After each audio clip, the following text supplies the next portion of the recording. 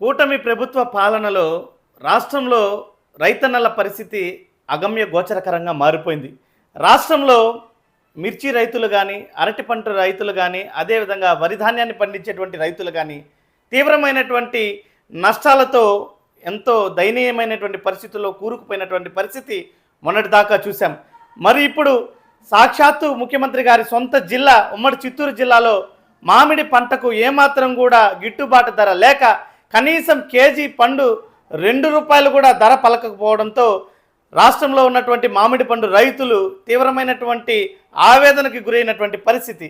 మరి ఇప్పుడు ప్రకాశం జిల్లాలో చూస్తే నిమ్మ పండును పండించేటువంటి రైతులు కనీసం కిలో నిమ్మపండు ₹5 కూడా పలకకపోవడంతో ఈరోజు రైతుల పరిస్థితి అగమ్య గోచరకరంగా మారిపోయింది.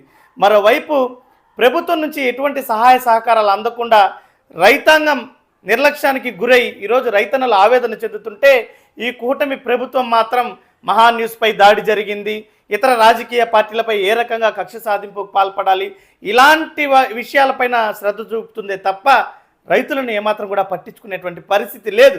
అయ్యా చంద్రబాబు నాయుడు గారు, పవన్ కళ్యాణ్ గారు, మీకు మహాన్యూస్పై దాడి కనిపిస్తోంది కానీ రైతుల ఆవేదన కనిపించడం లేదా?